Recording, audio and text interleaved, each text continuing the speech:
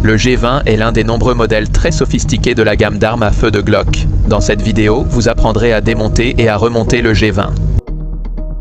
Traitez toujours une arme à feu comme chargée, gardez donc le canon pointé vers une direction sûre. Ici, nous allons traiter les 5 principales pièces du G20 et non démonter l'arme entière. Commencez par retirer le chargeur en appuyant sur le loquet, situé à gauche de la carcasse, près du pouce.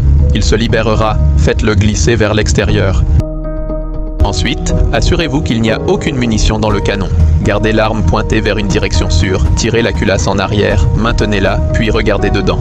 Après vérification d'absence de munitions, appuyez sur la détente. Le tir à vide nuit généralement aux armes, mais pas aux Glock grâce à leur fabrication de qualité. En réalité, appuyer sur la détente à ce stade est nécessaire pour l'étape suivante.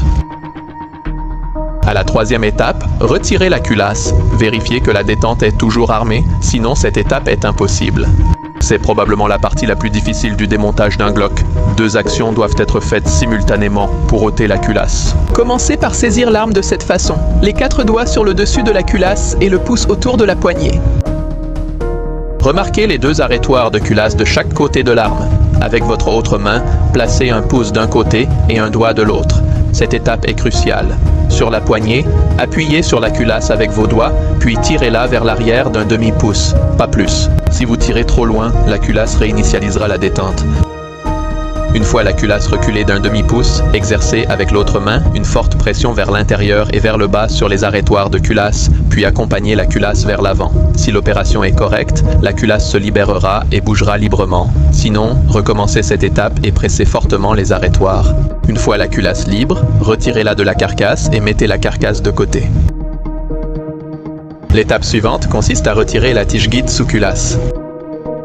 Avec le pouce et un doigt, saisissez les extrémités, comprimez la tige guide vers l'extérieur, puis écartez-la du canon et mettez-la de côté.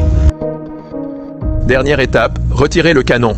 Tirez d'abord le canon vers l'extérieur jusqu'à la butée, puis poussez-le plus loin vers l'avant dans l'ouverture où il repose, et enfin tirez à nouveau vers l'extérieur pour le libérer. Le Glock est maintenant démonté. Pour remonter le Glock, insérez le canon dans la grande ouverture à l'extrémité de la culasse, poussez l'arrière, puis tirez-le vers l'arrière pour le mettre en place. Ensuite, insérez la tige guide du ressort de rappel dans la boucle à l'extrémité de la culasse, sans trou orienté vers le sens du tir. Remarquez les petits ergots au bas du canon. L'extrémité arrière de la tige guide du ressort de rappel doit reposer dans l'encoche.